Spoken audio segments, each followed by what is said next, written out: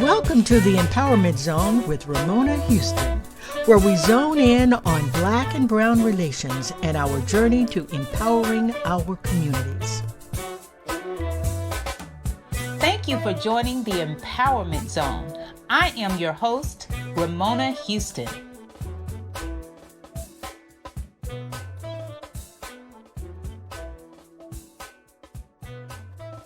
In order for children to grow up to be healthy adults, we need educational, professional, social development. And there are people in our individual lives, whether they be our family members or our community members, they are important in our development. And that is why I am so happy to be discussing the importance of developing young people today.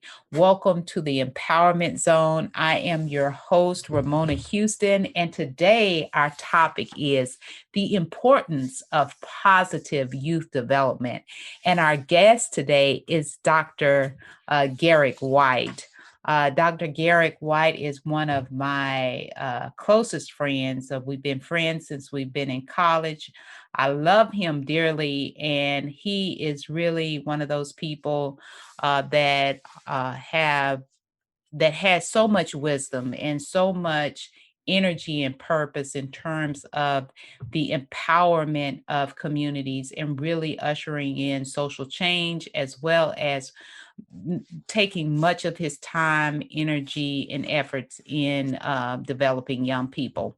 Dr. Garrick White is a social worker, author, consultant, and motivational speaker with over 20 years of experience working with young people and their families.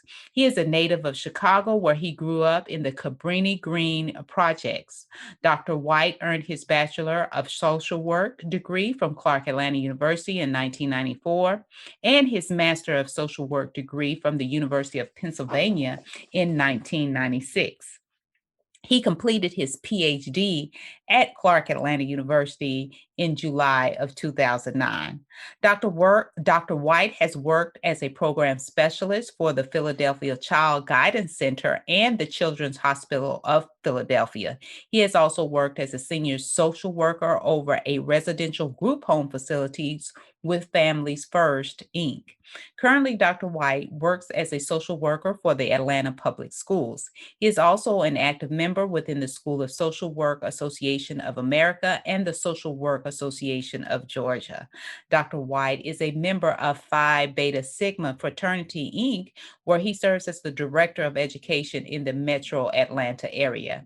Dr. White has been instrumental in organizing and implementing programs and activities geared toward educating and empowering others. Through his active participation, he continues to impact the lives of individuals, families, youth, and communities. His work focuses on youth development and helping individuals and families overcome barriers to their success. Welcome, Dr. White. How are you today? I'm great. Appreciate that warm introduction. Man, Dr. Garrick, I can't believe it's taken me this long to have you on the show. I can't wait for our discussion. You always inspire me no matter what we're talking about. Yeah, same thing. That's the reciprocity there. Yes. So I know you're a big advocate on youth development, big advocate for the empowerment of communities and really advancing our communities, whether it be politically, socially, educationally, all aspects of empowerment. So before we get to your topic, can you tell our audience a little bit about yourself, your background, and how you got into the work that you do? Well, I actually, as a young person, grew up in like the introduction said, in the Cabrini Green projects. And so I grew up, had a single parent. My mom, she had 6 children. Out of the 6, I'm the youngest. And I think my mother, struggled for many years. And then she had this youngest child who thought a little differently and went forward to get high school diploma and college degrees. But one of the things that was important on my journey is having the support systems and the help to help me move in that particular direction. And so I grew up out of a youth development experience, a period where you had social programs, you had organizations who were committed to helping young people grow and become, better citizens, when they reach the adult age. And so that's the experience I came out of. I was kind of unique as a Black man as a teen because I attended a Quaker church. My wife and I both attended the Quaker church, the Society of Friends. And so it was in that particular church where I began to really learn a lot about leadership and how young people can lead. And so I was kind of, drawn towards that and began moving in that direction. Although I kind of swayed a little bit, I ended back up in the area of youth development and helping young people because it was a calling for me. They say sometimes those who go through the process are better able to guide others who need to get there. And so that's my life. I try to put something in a book called Success is Yours to kind of help young people develop those goal-setting skills to kind of help them move forward in a systematic way to change their life in a way that also allows them to kind of live on purpose. And so I am a father of 2 children. I am married. And so what I try to do is treat all of our young people as if they were my young people. And in the African tradition, that's how it is. And so that's where I am. I am passionate about the work that I do with young people, whether it was in mental health, foster care, or now education, because I know that what we have to offer young people as adults, even though we don't pay attention that much to what we have to offer, can help them become better adults and more active adults in their communities, families, and in society generally.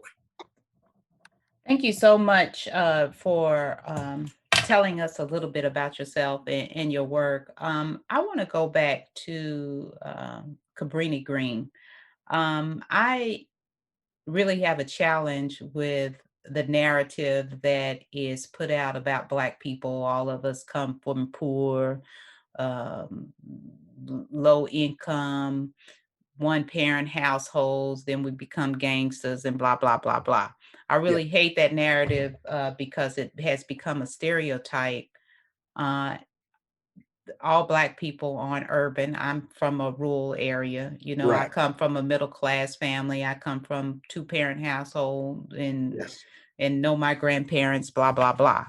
Right. But I want to talk about your experience in the fact that you overcame many of the hurdles of Cabrini Green. And just for our audience, can you explain what Cabrini Green is and what it took for you? You talked about the social programs that existed. You talked about the organizations that existed. You talked about the Quaker Church. What was your experience that helped you rise? You didn't do it on your own. Oh, no, How, never.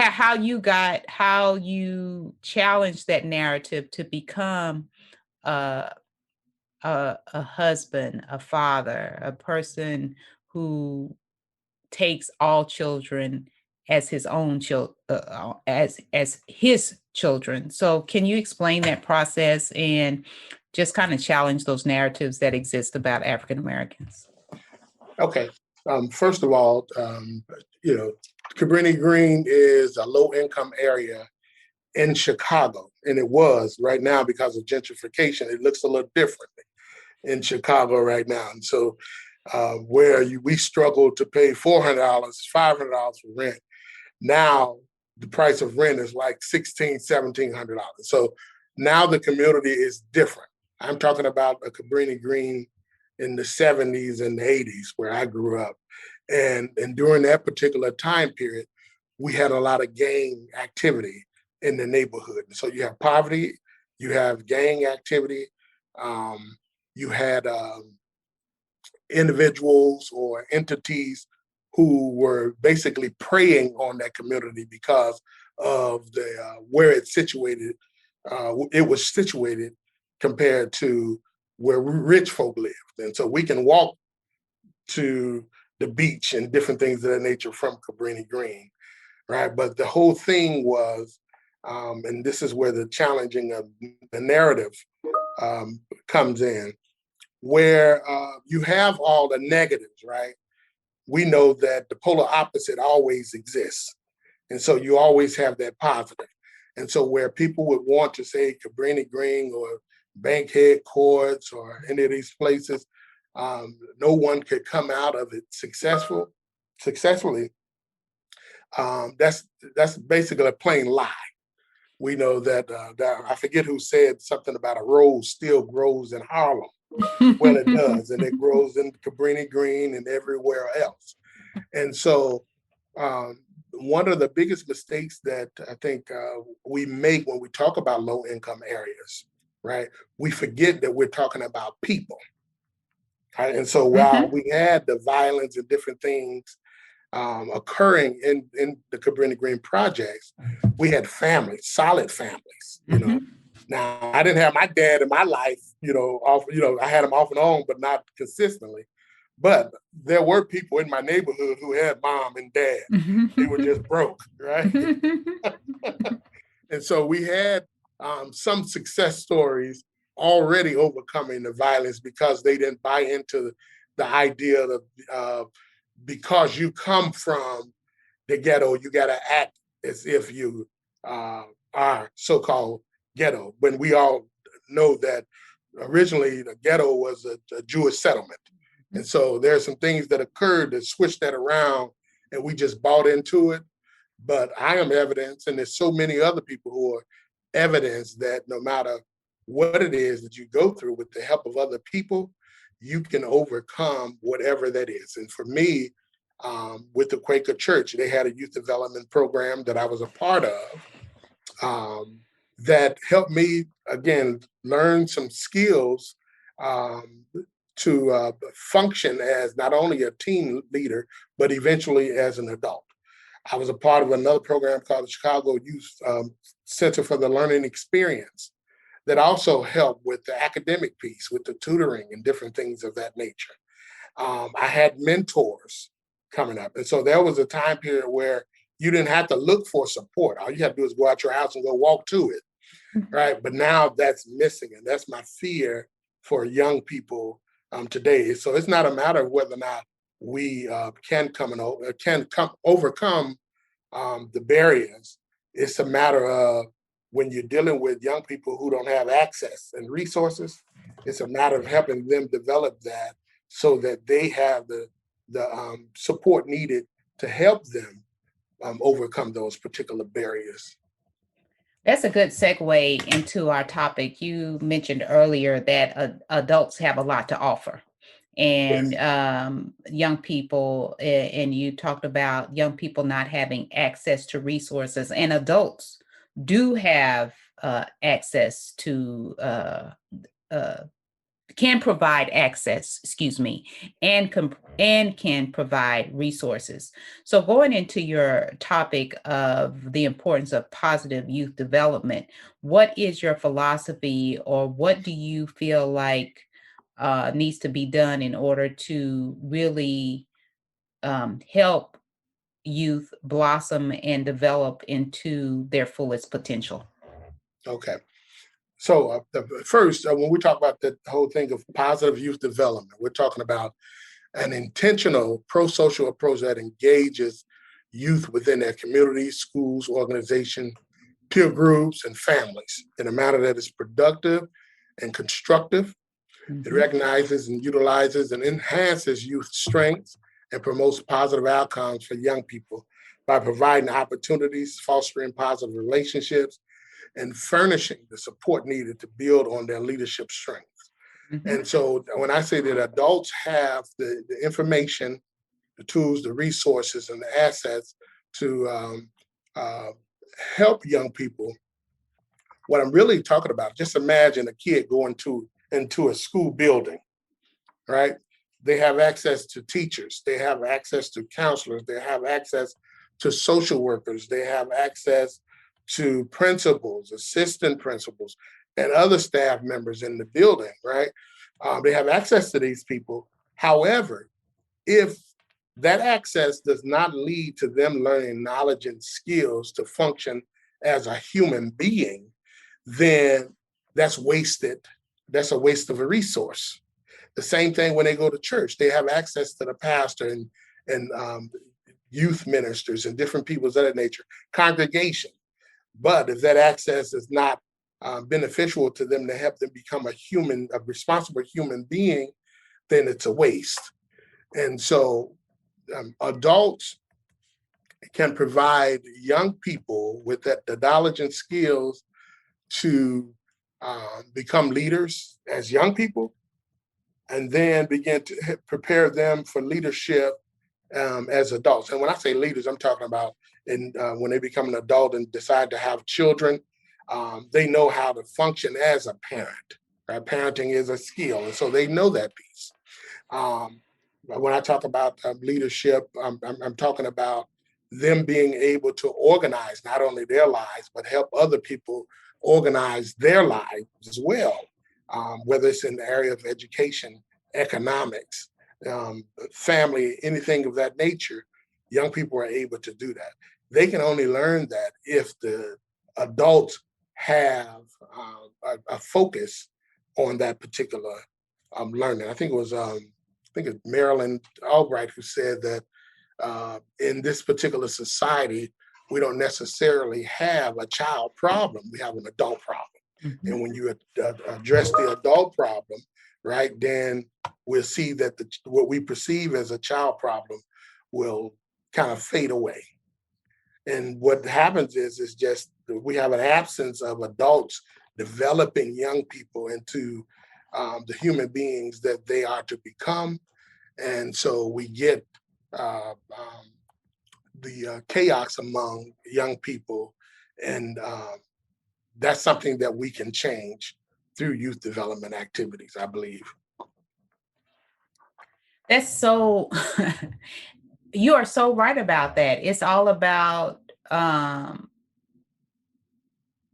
making sure that adults are active in young people's lives. People are always talking about what's the matter with young people today. Well, the challenge really is that adults are not investing in young people. Right. And as my father always said, your time is the most important investment you can give anybody, and particularly your children. Yes. That is time that they need. They need, when you give them your time, you're giving them your energy, you're giving them your direction, you're giving guidance, you're giving them everything they need to become prosperous adults. Yes. And that's important that you mentioned the time piece, because think about it, we only really have young people until they're like 18. Hopefully they go off to college or into some type of career. But I'm looking at my daughters now, 13 and 11, and I'm like, I only got like 7 more years to go. I got all this stuff I want to give them and put into them. And so I know the importance of, I look at the information that I know and the skills that I have, and I look at, okay, they don't have all of this yet. And I got a short window to kind of give it to them so that they're ready for life, whichever direction they want to go into. And so that's, I a lot of times I think we depend on like the school system, so to speak, to raise our children. But, you can't allow your children to be raised by dropout factories, right? They're not teaching anything about being human beings in school, right? And so that's where I think we have to begin having a discussion as an adults about how should we be raising our children? What should the school system be providing our young people to kind of help them become responsible and productive citizens? What should the church be doing? Should they just be preaching on Sunday, or should they have Saturday school tutorial programs during the week? And this is something that I know that's important, because this is something that helped me and helped many of my friends when we were coming up. But now such programs, a lot of them don't exist. And I think that's a major problem that we have to address as adults. I'm from a small town, which I stated before, and we had all kinds of programs. At our community center, there was stuff going on, activities going on there. Within our church, there was something almost every day of the week that we had. Then we had outside organizations, such as the local college, who would come, the students would come and provide activities once a month at the church, so they had their own little program that was offered once a week. And the kids, we all loved that particular, those programs that came to the church. And then, of course, we had organizations in the community. In your assessment, and you saying you had different types of activities as well, growing up in the urban area, what happened to those programs? They got rid of them. Okay. They stopped investing in young people. Who's they? When I say they, I'm talking about the government. I'm talking about school systems. I'm talking about religious entities, whether it's the church, mosque, synagogue. I'm talking about recreational centers. There was a period in time in the 90s where across the country, they moved away from youth development activities. Not only in the traditional sense, but for instance, in schools, right? We know that every person that graduates from high school is not going to college, right? And so there was a move to get rid of a lot of the vocational programs out of schools that were really successful, right? Those type of programs have built-in mentors to kind of help guide the young people into careers while teaching them social and life skills and different things of that nature. But somewhere the adults and all of these organizations decided, okay, this is not important. And so I would say it started in the 80s, as early as the 80s, in my opinion, and really expanded in the 90s. So that concept of not investing.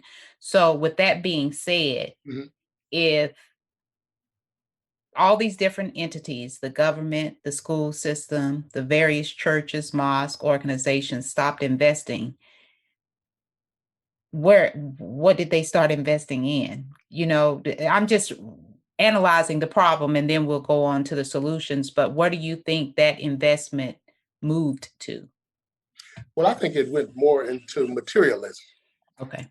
When I look at the type of schools, I just take the last 20 years, right? We have buildings in Atlanta Public Schools, that's worth a lot of money, right?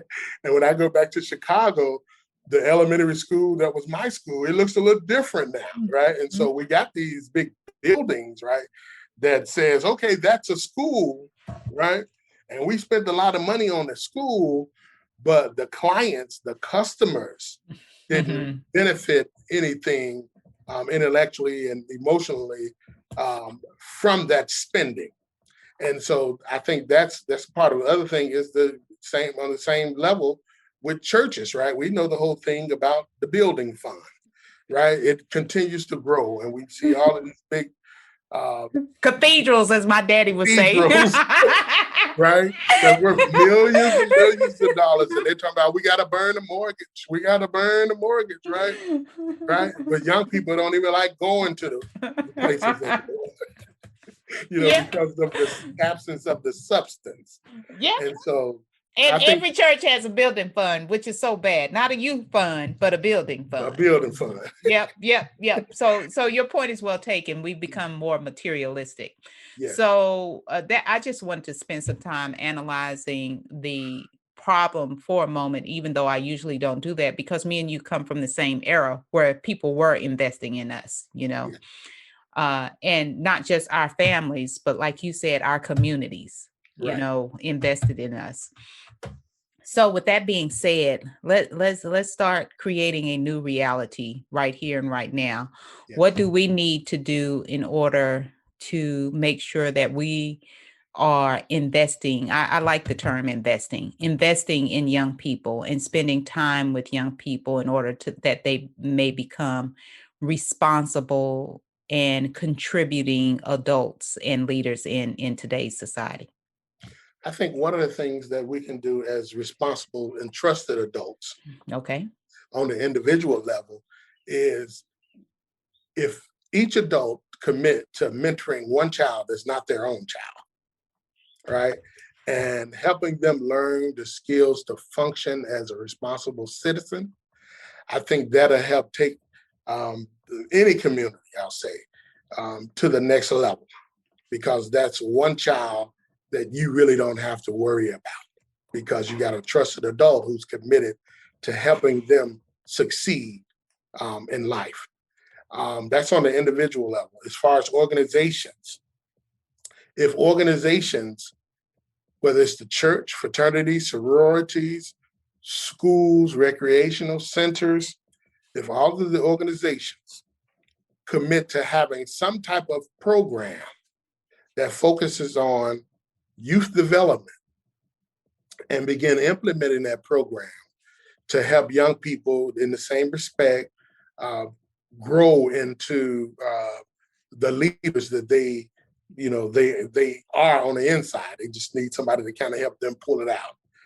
I think we would be better off as a society. And there's a great deal of curriculum out there. One of the most powerful organizations in the area of youth development that's been around forever is that, and that's the National 4-H program. Mm-hmm. And so they cover the rural, they cover the urban areas, right? They have built-in curriculum to help any organizations help young people grow. And in my experience, that has been one of the most sound youth development entities out there that's committed to helping people develop the head, the heart, the hands, and the health. And so that's, very powerful, because that's saying I'm interested in the human being. And that's their focus, not necessarily interested in them learning social studies, science, English and language arts, and mathematics, and that's it, right? They're focused on the whole child that most people talk about and do nothing about. And so there's curriculum out there to for young people and for adults and organizations to really take a look at, that they can utilize and implement to help our people grow. I do not buy into the whole thing that some people can learn differently because of socioeconomic status or because of race and anything of that nature, in the sense that one is superior than the other. That's the flat out lie. Those who have no deficits and who have no developmental challenges could grasp the material, especially as young people. We do know that as pre-adolescents and adolescents, that's a time period where they can soak up whatever, right?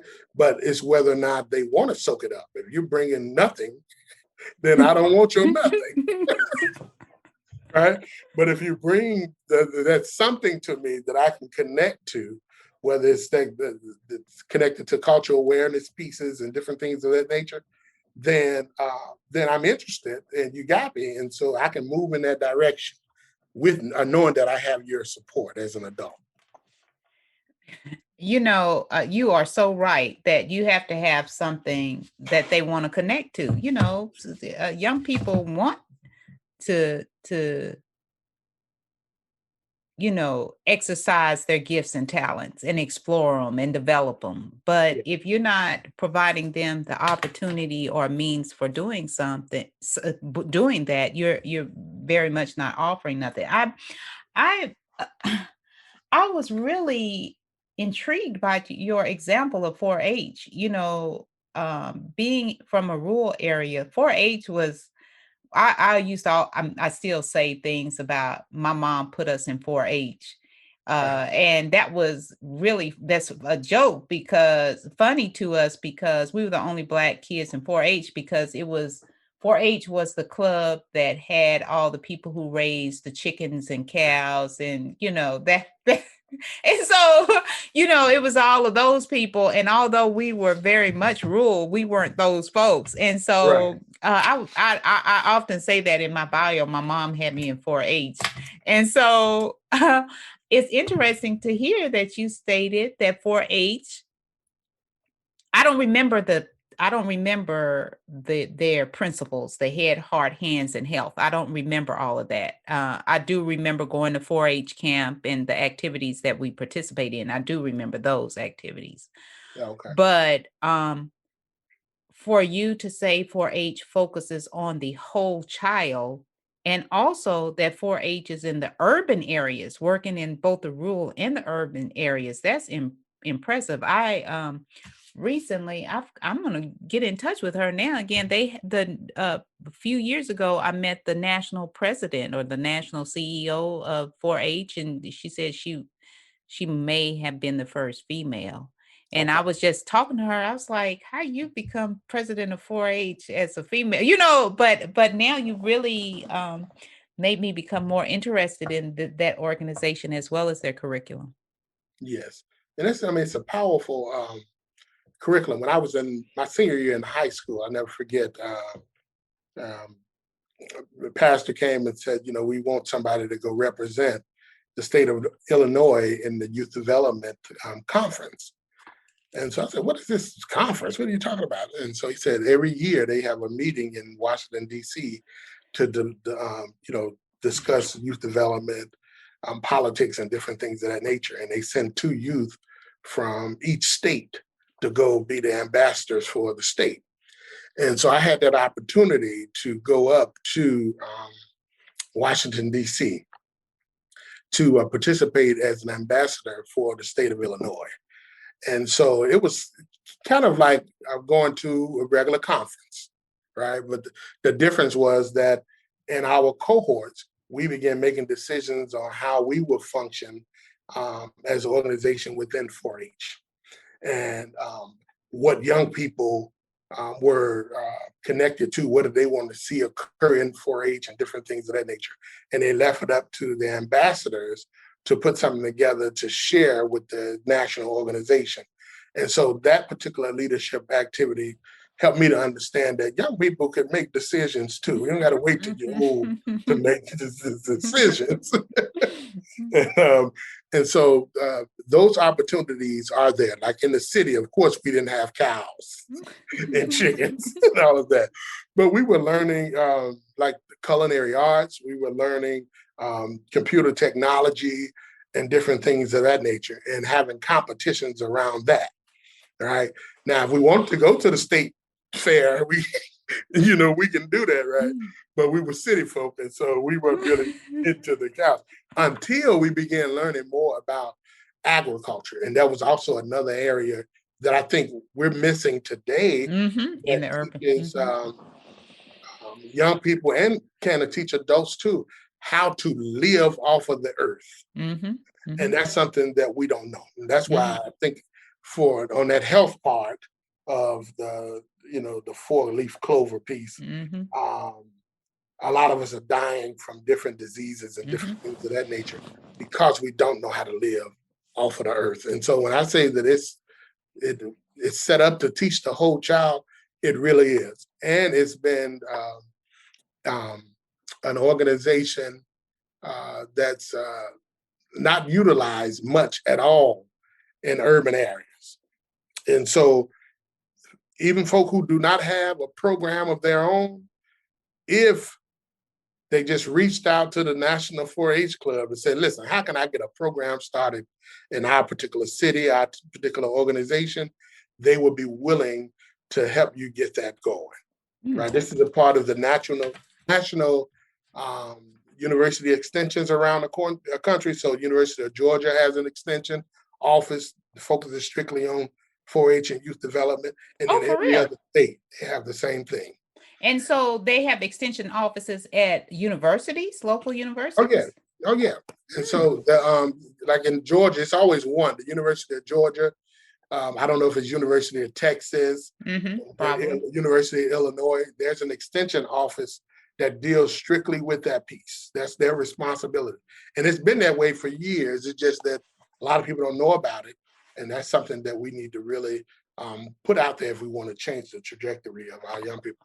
All right, through Dr. Garrick White, 4-H, we coming for you. Our audience, I'm sure, will be following up with you regarding this matter. I was in 4-H from elementary to junior high. So Okay. I wasn't in there in my high school years during to be able to participate in those activities you talked about.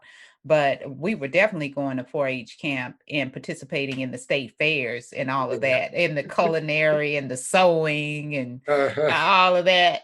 So, so anyway, this is good to hear that they are very active in training the whole self and youth Yes. development, and that they have a curriculum that we can embrace if you are an individual or an organization that does not have any type of theoretical model. Look to Right. 4-H for an example. And so we appreciate you sharing that with us. So just to end our conversation, you had some great calls to action for our audience individually. We need to be committed individually to mentoring. Yes. In terms of organizations, whether it's a church, a mosque, fraternities and sororities, schools, organizations, community centers, you need to develop programs that focus on youth development to help young people grow into their fullest potential. And whether you are an individual organization or individual or a group, there's a lot of curriculum that exists, and Garrick just stated one example as the 4-H. But the most important thing that you need to do in developing young people is creating something that young people can connect to. That's right. It's about That's them, right. not about you. It's That's not right. about you. That's right. And so I really appreciate your advice. If anybody wants to get a hold of you, Dr. Garrick White, and want to talk to you more about developing young people, how would they get in touch with you? I think the best way to reach me is through my email, which is Garrick. That's GarrickWhite at Comcast.net. That's Garrick White at Comcast.net. GarrickWhite. You can also go to my website, championinspiration.com, and leave a message, and I can return your call from there. Thank you so much, Dr. White. It's a pleasure having you. You're always welcome to come back on the Empowerment Zone. So anytime you have anything you want to talk about, just hit me up and we'll have you on. Okay, I appreciate that. Enjoyed the podcast. Thank you. So today we have Dr. Garrick White, who's going to give us a strategy for college success. Dr. White, what school or schools did you attend? What were your major or majors? And then give us that one piece of advice that would help students to be successful in college. Well, I attended Clark Atlanta University for my undergraduate degree and my PhD degree. And then I attended the University of Pennsylvania for my master's degree. Your other question was? What was your field? Major. Yeah. Okay. I started out majoring in music, but then, I wasn't feeling it. And so I always like helping people. And so I had a class in social work, the helping professional class. I never forget it. And I began reading that piece and I said, this is my profession. And I think it was your mama who was teaching the class at that time. Get out of here! Oh man, I have to tell her that. And so after that class, I said, "This is my profession." Wow! And so I moved forward, in that particular I didn't know that direction. Mm-hmm. And one of the strategies that I can share with you and it's twofold. One, have a mentor to kind of help guide you through the college process. It's always good to have somebody who's already gone through the process to kind of help you navigate through that particular process and make sure that person is who has your best interest in mind. And then two, what was helpful for me was identifying individuals who I call my dream team, who were moving in the same direction. And so when I came down, I was at Clark Atlanta, but it was like three of us who came from Cabrini Green. They were at Morris Brown. And so I had my team with me moving in the same direction. And so I had the support system there. Then I began meeting new friends and became like yourself and, never letting them go since they're moving in the same direction. And so that was helpful for me to get through my college experience. And then from there, just being open to, learning and growing because, you can't do it all by yourself. You always need help. That is great advice. So take it from Dr. Garrick White. For those of you who need or looking for strategies for college success, he has two pieces of advice. Identify a mentor that will help guide you through the college process. It is as you go through your matriculation, Yes, there are various challenges and spaces that you're unaware of, particularly for people who don't come from families that have been to college, and even those who come from families that have been to college. Sometimes we don't know what to do. Right. And so you need somebody to help you through the matriculation process that can guide you, tell you what classes to take, what extracurricular activities would be valuable to your educational and professional development, people who can put you in front of people who can provide opportunities outside of the classroom. They can give you internships, research opportunities, employment opportunities, professional development opportunities. Get that mentor who can help you. Don't let 3 or 4 years go by and then all of a sudden your senior year, you say, oh, I wish I would have done this, or I wish I would have done that. If you have a mentor, they can help guide you through the process. And secondly, identify your dream team.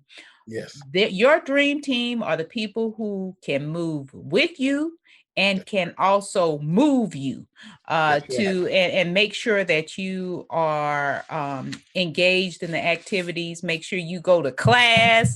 Make sure you are on the right path. Make sure that you're working to your fullest potential. Your friends know whether you should have made an A on that test instead of a B on that test.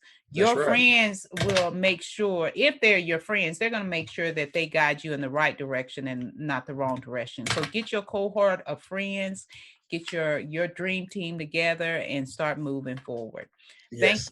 Thank you so much for that great advice, Dr. White. I'm so happy you joined me today and looking forward to, of course, having you back again soon. That's great. I appreciate it. A special thank you to the incredible team of the Empowerment Zone. Terry Gully, theme song, NADWorks, digital support, and of course, our featured guest. If you enjoyed my podcast, please subscribe. We are on all of your favorite podcast platforms. Be sure to rate us on Apple Podcasts too. Thank you for your continued support.